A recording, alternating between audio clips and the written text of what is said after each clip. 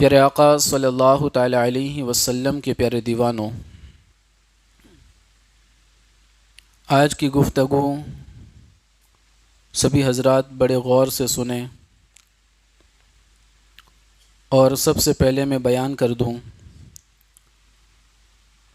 کہ نقل کفر کفر نہ باشد، یعنی کسی نے کوئی کفریہ جملہ کہا ہے اور ہم کسی کی اصلاح کرنے کے لیے وہی جملہ بیان کریں اور یوں کہے کہ ایسا کہنا کفر ہے، تو بندہ ایسا کہنے سے کافر نہیں ہوگا۔ نقل کفر کفر نہ باشد، یہ چیز یاد رکھنی ہے، کیونکہ میں نے آپ سے کہا تھا کہ کچھ ایسے اشعار، ایسے گانے جو شادیوں میں ڈی جے میں بجائے جاتے ہیں، بینڈ میں بجائے جاتے ہیں، لوگوں کو پتہ بھی نہیں چلتا اور پوری کی پوری بارات کافر ہو جاتی ہے۔ تو میں اسی کی طرف تھوڑی توجہ دلانا چاہتا ہوں آپ کی، اور مسجد ہے، میں وہی کفریہ گانوں کے اشعار سنا کے آپ کو اس کی نشاندہی کروں گا۔ کوئی یوں نہ کہے کہ مسجد کے اندر گانے کے اشعار پڑے گئے، کیوں؟ کیونکہ نقل کفر کفر نہ باشد، قرآن کے اندر فرعون کا بھی نام ہے، شداد کا بھی نام ہے، بڑے بڑے دشمنوں اور خبیثوں کا نام ہے، تو کیا اس کے پڑھنے سے گناہ ہوتا ہے؟ نہیں، وہ قرآن ہے، اللہ نے ان کی جو مذمت بیان فرمائی ہے، اگر ہم اس کو بھی پڑھیں گے تو وہاں پر بھی ثواب ملے گا، ہے نا؟ تو اسی اعتبار سے میں آپ کے سامنے پیش کر رہا ہوں۔ کچھ میاں بیوی کے بارے میں آپس میں جو باتیں ہوتی ہیں اس میں بھی کفر ہوتا ہے، تو آپ بڑی غور سے ان باتوں کو سنیں تاکہ بات سمجھ میں آ سکے۔ میں نے پہلے بھی کہا تھا کہ ضروریات دین میں سے کسی بھی ایک چیز کا انکار کیا گیا تو یہ کفر ہے، یا اللہ کی شان میں توہین ہوئی، بے ادبی ہوئی تو کفر ہے، اللہ کے نبی کی گستاخی ہوئی، توہین ہوئی تو کفر ہے۔ اسی طرح جو بھی شعائر اسلام ہے اس کی توہین ہوئی تو کفر ہے۔ ان چیزوں کو یاد رکھیں۔ اب دیکھیں میں آپ کے سامنے جو بیان کر رہا ہوں، ایک بہت مشہور گانا، ویسے تو بہت سارے ایسے گانے ہیں لیکن کچھ مشہور ہے، میں آپ کے سامنے پیش کر دیتا ہوں۔ ایک گانا ہے، دیکھیں کوئی بھی اپنے زبان پر ہنسی نہ لائے، کیونکہ یہ کوئی مذاق مسکرہ نہیں ہے۔ ہاں، اگر کوئی اس کے اوپر گانا گائے گا بھی تو بھی اگر دل سے گایا ہے، اس کو محبت سے گایا تو بندہ کافر ہو جاتا ہے۔ یہ صرف آپ کی اصلاح کے لیے کر رہا ہوں، میں آپ کو سمجھانے کے لیے، ورنہ یہ چیزیں کبھی بیان نہ کرتا میں۔ ایک گانا ہے، تمہارے سوا کچھ نہ چاہت کریں گے، جب تک جئیں گے محبت کریں گے، سزا رب جو دے گا وہ منظور ہوگی، بس اب تو تمہاری عبادت کریں گے۔ یہ گانا بہت پرانا نہیں ہے، چند سال پہلوں کا یہ گانا ہے، اور اس گانے کو کئی لوگوں نے کئی بار سنا ہوگا۔ اگر اس کو مزے لے کر سنا ہے، شوق سے سنا ہے، یاد رکھنا وہ بندہ سننے سے کافر ہو جاتا ہے۔ اگر اس نے نکاح کیا تھا، اس کی شادی کے بعد اس نے یہ گانا سنا ہے تو اس کا نکاح بھی ٹوٹ چکا ہے، اس کو پھر سے نکاح پڑھنا پڑے گا۔ وہ کسی کا مرید تھا، اس کی بیعت بھی ٹوٹ چکی ہے، اب اس سے پھر سے مرید بننا پڑے گا۔ کیوں؟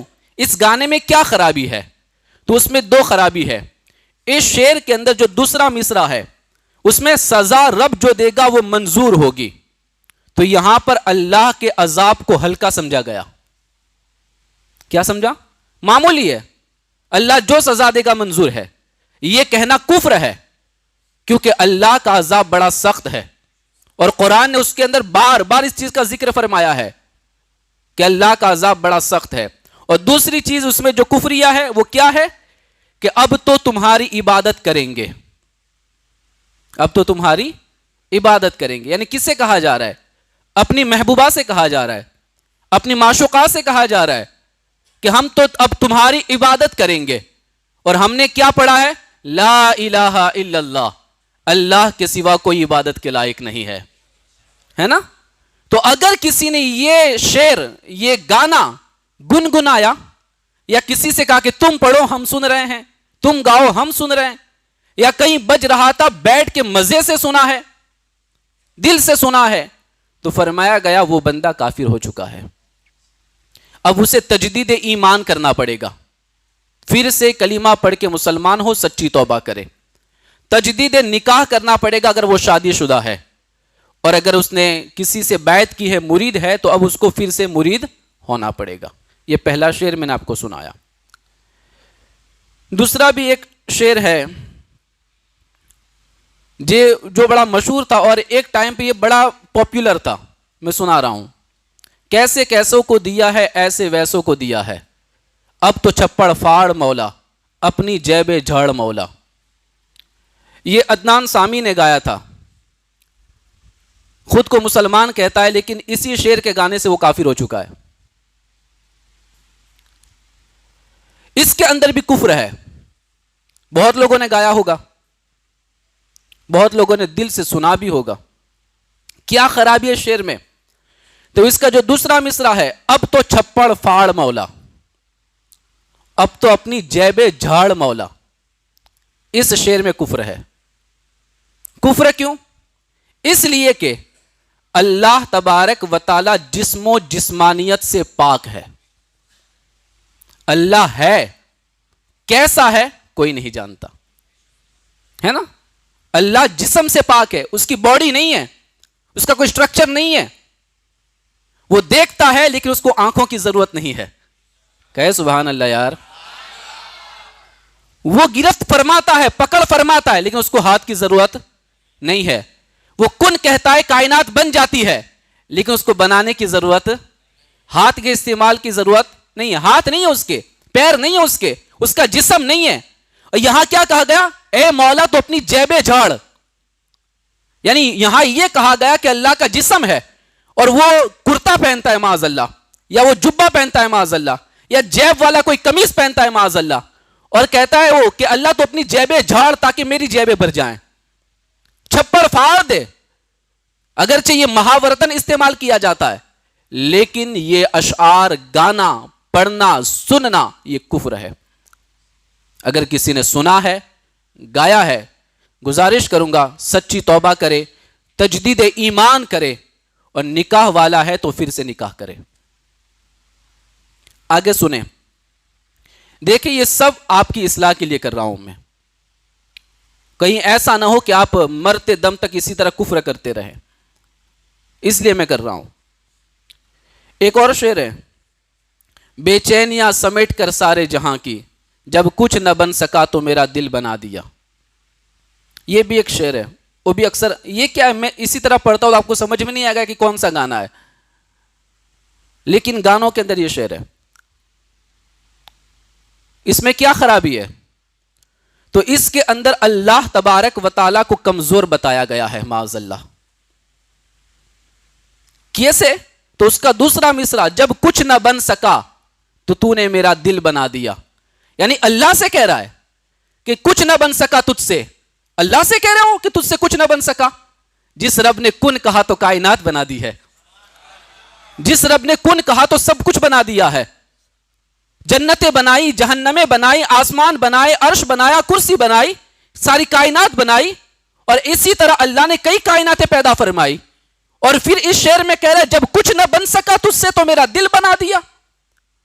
یعنی تجھے دل پر اتنی چوٹ لگ گئی ہے، تیرے ساتھ کسی نے ایسی بے وفائی کی ہے کہ تو معاذ اللہ اللہ سے کہہ رہا ہے کہ کچھ نہ بن سکا تو میرا دل بنا دیا۔ تو اس شعر کے اندر اللہ کو عاجز اور کمزور ثابت کیا گیا ہے، اور اللہ عاجز نہیں ہے۔ اللہ کون ہے؟ اللہ تو ان اللہ علی کل شیء قدیر، اللہ ہر چیز پر قادر ہے، اللہ ہر چیز پر قادر ہے۔ وہ رائی کو پربت بنا دیتا ہے، وہ چاہے تو پربت کو رائی بنا دے، اللہ ہر چیز پر قادر ہے۔ تو اللہ تعالیٰ کو اس شعر میں عاجز سمجھا گیا، کمزور سمجھا گیا۔ تو جس نے بھی یہ شعر پڑھا، گایا، سنا دل سے، وہ بندہ کافر ہو جاتا ہے۔ ایک بہت پرانا شعر ہے، اس میں بوڑھے لوگ شاید اس کو اچھے سے سمجھیں گے. دنیا بنانے والے دنیا میں آ کے دیکھ، صدمے سہے جو میں نے تو بھی اٹھا کے دیکھ. یہ بڑے پرانے دور کا گانا ہے. اس میں بھی کفریہ کا بہت بڑا مجموعہ ہے، اور اس کے اندر واضح طور پر اللہ تبارک و تعالیٰ کی توہین ہے کہ دنیا میں آ کے دیکھ معاذ اللہ. یعنی یہ یوں کہہ رہا ہے کہ اللہ کو دنیا میں کیا ہو رہا ہے پتہ نہیں. یہی کہنے کا مطلب ہے نا. آپ سے کوئی کہے کہ آؤ ہمارے احمد آباد میں آ کے دیکھو، مطلب کیا؟ تم یہاں رہتے ہو، تمہیں پتہ نہیں کہ احمد آباد میں کیا ہو رہا ہے. کوئی کہتا ہے نا آؤ ہمارے سورت میں آ کے دیکھو، تو کیا مطلب؟ آپ بروڈا رہتے، آپ کو سورت کا پتہ نہیں، وہاں آ کے دیکھو. اب یہ بندہ کہہ رہا ہے اللہ سے ذرا تو بھی دنیا میں آ کے دیکھ معاذ اللہ. وہ نہیں جانتا میرا رب تو کالی رات میں کالے پہاڑ کے اوپر کالے کلر کی چوٹی چلتی ہے، اور اس کے جو پیروں کے نشان پڑتے اللہ اس پیروں کے نشان کو بھی دیکھ لیتا ہے. اللہ سے کوئی چیز چھپی نہیں ہے. اور کہا گیا کہ تو دنیا میں آ کے دیکھ. اللہ کی نگاہوں سے کبھی کوئی چھپ نہیں سکتا، اللہ ہمیشہ دیکھ رہا ہے. اور اللہ تبارک و تعالیٰ کو نہ اونگ آتی ہے نہ نیند آتی ہے. اللہ تعالیٰ سے کوئی چیز چھپ نہیں سکتی. تو یہاں پر یہ اللہ تبارک و تعالیٰ کی بہت بڑی توہین ہوئی ہے، اس لیے یہ بھی کفر ہے. پھر وہ کہ صدمے سہے جو میں نے تو بھی اٹھا کے دیکھ. یعنی یہ اللہ سے کہہ رہا ہے کہ جو میں نے تکلیفیں اٹھائی ہے نا اللہ تو بھی تو اٹھا کے دیکھ معاذ اللہ. تو یہ بھی کفر ہے. اسی طرح ایک بڑا پرانا شعر یہ بھی، دنیا بنانے والے تیرے من میں کیا سمائی، تو نے کاہے کو دنیا بنائی. یہ تو نے کاہے کو دنیا بنائی، یعنی ایک بندہ اللہ سے سوال کر رہا ہے کیوں دنیا بنائی، تیرے من میں کیا سمائی. اس طریقے سے اللہ کی بارگاہ میں اس طرح اعتراض کرنا یقیناً کفر ہے. اللہ جو چاہے کرے، جیسے چاہے کرے، کسی کو اس کی ذات پر اعتراض کرنے کی اجازت نہیں ہے. کیوں ہم اعتراض کر سکتے کسی اللہ کی ذات پر؟ نہیں کر سکتے. ایک شعر ہے، اے خدا ان حسینوں کی پتلی کمر کیوں بنائی، تیرے پاس مٹی کم تھی یا تو نے رشوت کھائی. اللہ اکبر معاذ اللہ. یہ بھی شعر ہے. یعنی لوگ دنیا کے اندر محبت میں سے گم ہو جاتے ہیں، ناجائز محبت کے اندر، کہ اپنی اس جھوٹی محبوبہ کی تعریف کرنے کے اوپر ایسے تل جاتے ہیں کہ اسے کیا سے کیا کہہ دیتے ہیں. اب پتلی کمر کی اس نے تعریف کی یا اس نے کیا کہا؟ اللہ کی توہین کی اس نے کہ تیرے پاس مٹی کم تھی یا تو نے رشوت کھائی معاذ اللہ. یہ کیا جملے اللہ کی بارگاہ میں کہے جا رہے ہیں. اللہ نے جس کو جیسا بنایا بہتر ہی بنایا ہے. لقد خلقنا الانسان فی احسن تقویم. اللہ قرآن میں فرماتا ہے ہم نے انسان کو بہترین صورت میں پیدا فرمایا ہے. اتنی حسین صورت ہمیں اللہ نے عطا فرمائی ہے. ہم دو پیر پہ چل سکتے ہیں، دوڑ سکتے ہیں، کچھ بھی کر سکتے ہیں. ہم جانوروں کی طرح چار پیروں پہ تو نہیں چلتے. ہمیں کھانے کے لیے منہ تو زمین پہ نہیں مارنا پڑتا. ہم کہیں پر بیٹھ کر شان کے ساتھ اپنے ہاتھ میں لقمہ لے کر اپنے منہ میں ڈالتے ہیں. اتنی عزت اللہ نے عطا فرمائی اور کہا کہ تیرے پاس مٹی کم تھی یا تو نے رشوت کھائی معاذ اللہ. اس طرح کا شعر کفر ہے. جس نے بھی گایا پڑھا تو یہ کافر ہو جائے گا. اسی طرح اور بھی شعر ہیں. حسینوں کو آتے ہیں کیا کیا بہانے، خدا بھی نہ جانے تو ہم کیسے جانے. خدا بھی نہ جانے، کیا بات کر رہے ہیں. اللہ تبارک و تعالیٰ تو عالم الغیب والشہادہ ہے. وہ ہر چیز کو جاننے والا ہے. جو دلوں میں دھڑکنیں ہیں نا ان دھڑکنوں کو بھی جانتا ہے، دلوں کے وسوسوں کو بھی جانتا ہے.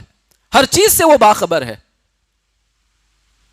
تو تم نے حسینوں کی تعریف ایسے کی کہ حسینوں کو آتے ہیں کیا کیا بہانے، خدا بھی نہ جانے تو ہم کیسے جانے معاذ اللہ.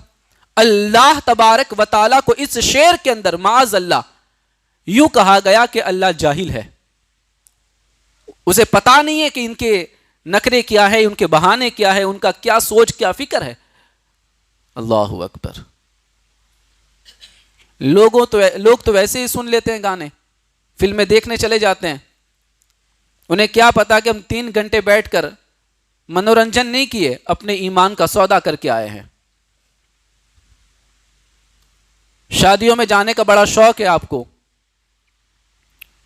اور جس شادی میں ڈی جے بینڈ نہ ہو وہاں پبلک نہیں جاتی، اور جہاں ڈی جے اور بینڈ زیادہ وہاں لوگ اور زیادہ جاتے ہیں۔ کیوں جاتے پتا ہے؟ شیطان انہیں کھینچتا ہے، آئیے جمع ہوئیے یہاں پہ، یہاں تمہارے ایمان کا جنازہ نکلنے والا ہے، آئیے تمہارے یہاں نکاح ٹوٹنے والے، آئیے پداریے یہاں پہ۔ شیطان بلا رہا ہے آپ کو۔ میں نے کہا تھا نا، جس نے اس طرح کے اشعار گنگنائے یا سنے یا فرمائش کی کہ گاؤ، اور وہ گایا گیا تو بندہ کافر ہو گیا، نکاح تو ٹوٹا، اب وہ اپنی بیوی کے ساتھ قربت کرے گا تو زنا کے سوا کچھ نہیں ہوگا، زنا کے سوا کچھ نہیں، اور اس سے جو پیدا ہوگی اولاد وہ ولد الزنا ہوگی، وہ حرام کی اولاد پیدا ہوگی۔ اسلام کو ہم نے بڑا آسان سمجھ رکھا ہے، اللہ ویسے ہی جنت عطا فرما دے گا۔ ایک اور شعر ہے، خدا بھی آسمان سے جب زمین پہ دیکھتا ہوگا، میرے محبوب کو کس نے بنایا وہ سوچتا ہوگا۔ سری کفر۔ ایک پہلا کفر تو یہ کہ اس نے اللہ کے لیے آسمان کو متعین کیا کہ خدا بھی جب آسمان سے دیکھتا ہوگا، یعنی اس نے یہ ثابت کر دیا کہ معاذ اللہ خدا آسمان پر ہے، یہ غلط ہے۔ فقہا فرماتے ہیں خدا ہر جگہ ہے، یہ لفظ کہنا بھی جائز نہیں۔ سننا اس بات کو، خدا ہر جگہ ہے یہ لفظ کہنا بھی جائز نہیں ہے، کیونکہ اللہ جگہ سے پاک ہے۔ کہے سبحان اللہ، اللہ جگہ سے پاک ہے۔ بس اتنا کہو کہ اللہ موجود ہے، اللہ موجود ہے، وہ واجب الوجود ہے، اللہ موجود ہے، اتنا کہو، جگہ کا استعمال مت کرو۔ اگر جگہ رکھو گے تو مطلب یہ ہوگا کہ جگہ بڑی ہے معاذ اللہ خدا چھوٹا ہے، یہی ہوا نا۔ ہم مکان میں رہتے ہیں تو مکان ہم سے بڑا ہے تبھی تو رہتے ہیں نا، اگر مکان ہم سے چھوٹا ہوتا تو مکان میں رہتے؟ ہم چڑیا کے مکان میں رہ سکتے ہیں؟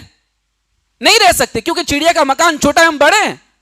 اگر ہم یوں کہیں کہ اللہ وہاں رہتا ہے، آسمان پر رہتا ہے، تو یوں ہوگا کہ آسمان بڑا اور اللہ چھوٹا معاذ اللہ؟ نہیں، اللہ موجود ہے کا استعمال کرو، اللہ کا جلوہ ہر جا موجود ہے، یہ کہہ سکتے ہیں۔ اللہ ہر جگہ موجود ہے نہیں کہہ سکتے، اللہ موجود ہے کا استعمال کرو، جگہ کا لفظ استعمال نہ کیا جائے۔ تو یہاں کیا کہا؟ خدا جب آسمان سے زمین پہ دیکھتا ہوگا، تو یہ ایک بات ثابت کر دی اس نے کہ خدا معاذ اللہ آسمان پر ہے۔ کفر ہے یہ۔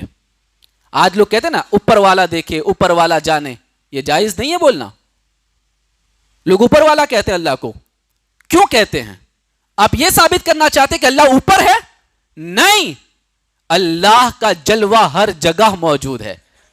جلوہ کا لفظ استعمال کیا ہے تب جگہ کا لفظ استعمال ہوا ہے، یہ یاد رکھنا۔ اللہ کے لیے کسی جگہ کو متعین نہیں کر سکتے، اسی لیے جب رب نے اپنے محبوب کو بلایا تاکہ وہ اپنا دیدار کرا سکے تو کسی جگہ پر نہیں، لا مکان۔ کہاں پہ؟ لا مکان، کوئی جگہ ہی نہیں تھی وہاں پہ۔ اب وہ رب کو کیسے دیکھا وہ اللہ جانے اور اللہ کا رسول جانے، اس کے سوا کوئی نہیں جانتا۔ اور دوسرا اس میں خرابی کیا ہے؟ میرے محبوب کو کس نے بنایا سوچتا ہوگا، یعنی مطلب کیا ہوا کہ بنانے والا کوئی دوسرا ہے معاذ اللہ، حالانکہ ساری کائنات کو بنانے والا کون ہے؟ اللہ تعالیٰ۔ کہے نا یار، کون ہے؟ اللہ تعالیٰ۔ اب یہ کہنا کہ کس نے بنایا وہ رب سوچتا ہوگا، تو یعنی پتہ یہ ہوا کہ اللہ کو پتہ نہیں کہ کس نے بنایا، اور اللہ کے سوا کسی اور نے بنایا۔ یہ کتنا کفر ہے یہ! ہم تو صرف سن کے نکل جاتے، پتہ نہیں چلتا یہ کیا کہہ رہے ہیں۔ مصطفیٰ کریم کے دیوانوں، ان پر غور کرے تو پتہ چلتا ہے کہ ہمارے ایمان کا جنازہ نکل چکا ہے۔ بہت سارا کفر ہے اس شعر میں۔ ایک مشہور گانا جو آج کا ماڈرن دور کا یہ گانا ہے، آج کے ماڈرن دور کا ینگسٹر کی زبان پہ جاری ہے یہ گانا، اللہ بچائے سب کو۔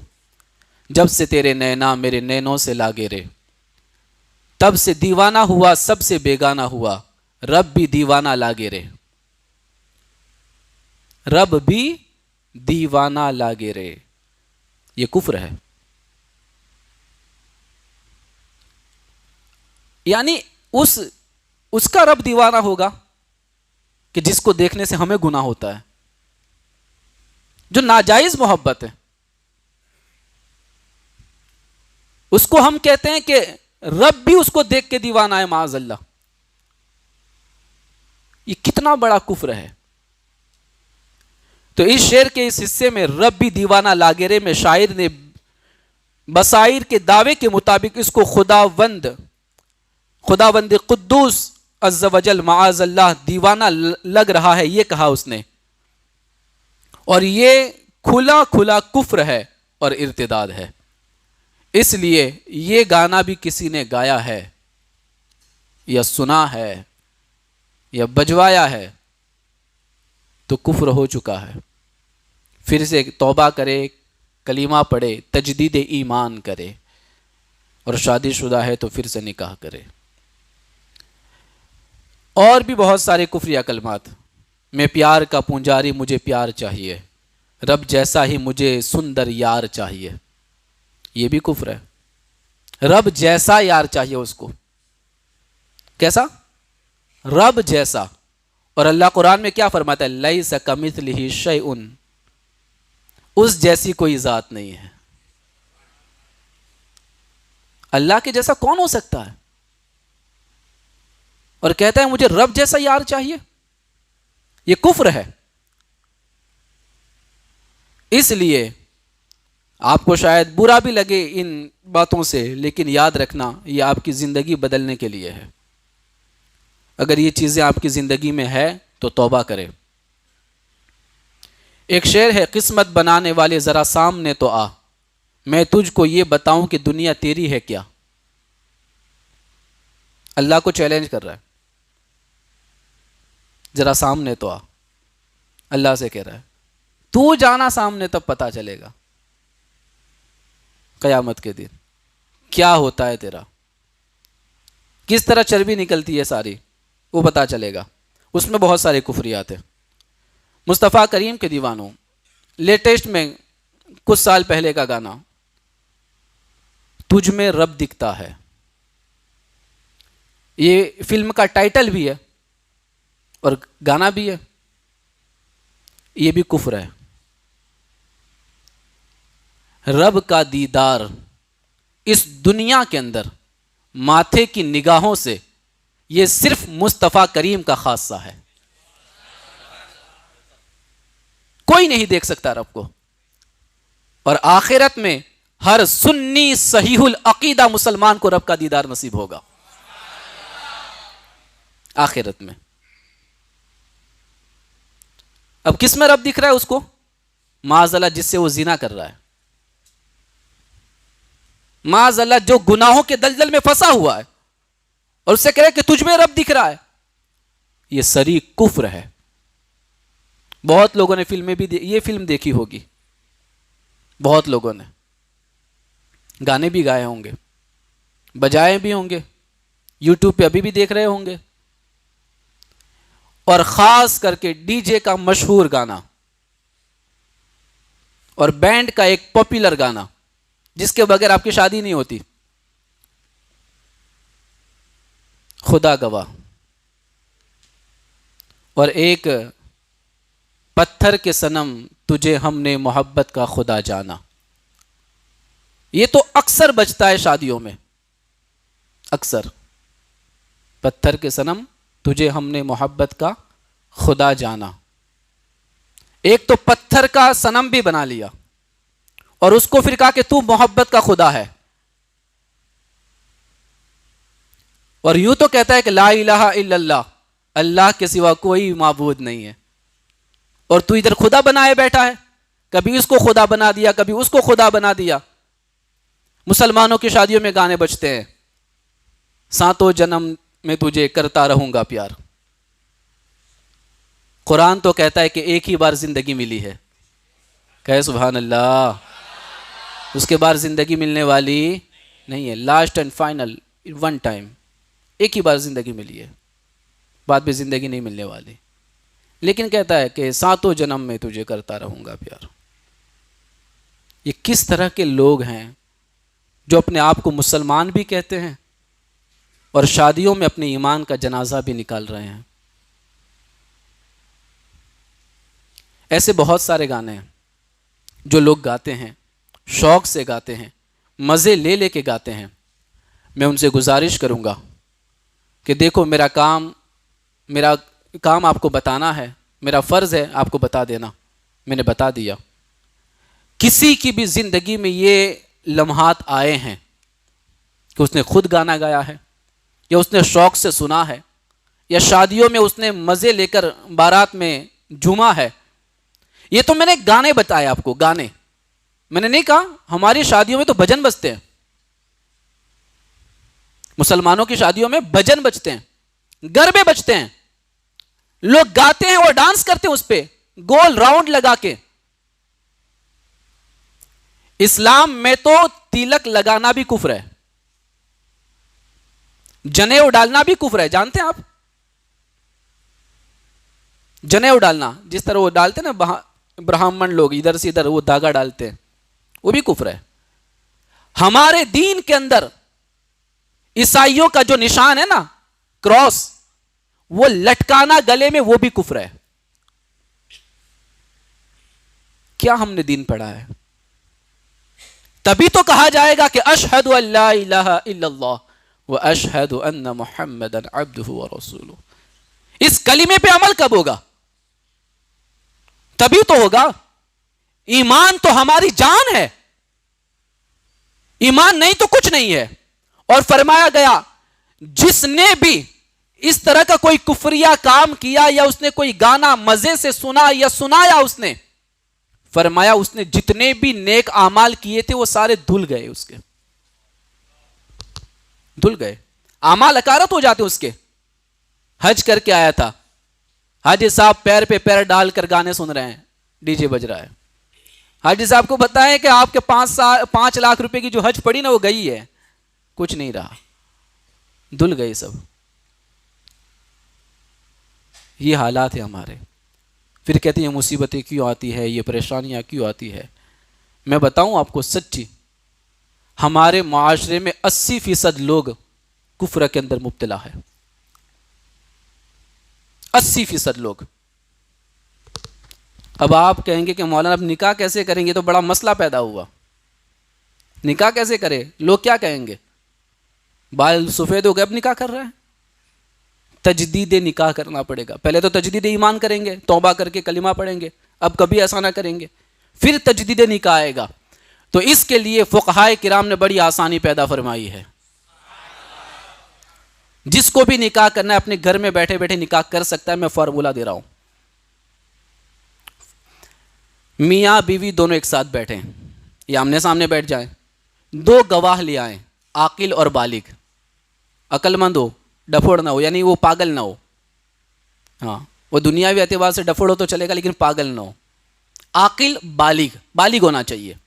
2 گواہ لے آئیں، مرد، اگر 2 مرد نہیں ہے، 1 مرد ہے تو اب دوسری 2 عورتیں لائیں، کیونکہ 1 مرد کے مقابلے میں 2 لیڈیز چاہیے گواہ کے اندر۔ تو 2 مرد رکھے، 2 مرد نہیں ہے تو 1 مرد ہے تو 2 عورتیں ہو، اس طریقے سے گواہ رکھیں۔ اور مہر متعین کر دے جو شریعت نے رکھی ہے، مہر۔ اب سمجھو ہم نے 3,500 یا 4,500 روپے مہر متعین کر دی، اور پھر عورت کہے کہ میں نے اپنے آپ کو آپ کی نکاح کے اندر دیا، شوہر کہے کہ میں نے تجھے اپنے نکاح میں قبول کیا، کہے سبحان اللہ۔ کوئی عالم کی ضرورت نہیں ہے، کسی مفتی کی ضرورت نہیں ہے، آپ گھر میں بیٹھ کے نکاح پڑھ سکتے ہیں۔ عورت کہے کہ میں نے اپنے آپ کو آپ کے نکاح میں دیا، شوہر کہے کہ میں نے اپنے نکاح میں تجھے قبول کیا، کہہ لیں۔ خطبہ بھی نکاح میں شرط نہیں ہے، وہ سنت ہے۔ فرمایا گیا کہ ہو سکے تو پھر الحمد کی سورت 1 بار پڑھ لے، کیونکہ اس میں خطبہ بھی آ جاتا ہے نا، الحمدللہ رب العالمین، اتنا پڑھا تو خطبہ ہو جاتا ہے۔ تو پوری الحمد کی سورت پڑھ لے اور وہ مہر بیوی کو عطا کر دے دیں، انشاءاللہ آپ کا نیا نکاح ہو جائے گا. کہے سبحان اللہ. ہاں اگر کبھی ایسا ہو چکا ہے تو آپ کر لیں، اور پھر دھیرے سے دونوں مل کر پیر صاحب کی دعوت کر لیں اور کہے کہ پھر سے مرید بنا لے. کہے کیوں ایسا کر رہے ہیں؟ تو پھر بتا دے پوری ڈیٹیل کے ساتھ کہ ہم نے ایسا ایسا کیا تھا اور ہمیں پھر ایسا کرنا پڑا ہے، تاکہ انہیں بھی پتا چلے کہ واقعی ہمارے مرید بھی ذرا ہوشیار ہیں. لیکن یاد رکھیں، ایک بار اب ایسا کر لیا تو دوسری بار اس کفر کی طرف جانا نہیں ہے. بس اللہ سے دعا کرے اللہ ہم سب کو اس پر عمل کی توفیق عطا فرمائے. وآخر دعوانا ان الحمد للہ رب العالمین.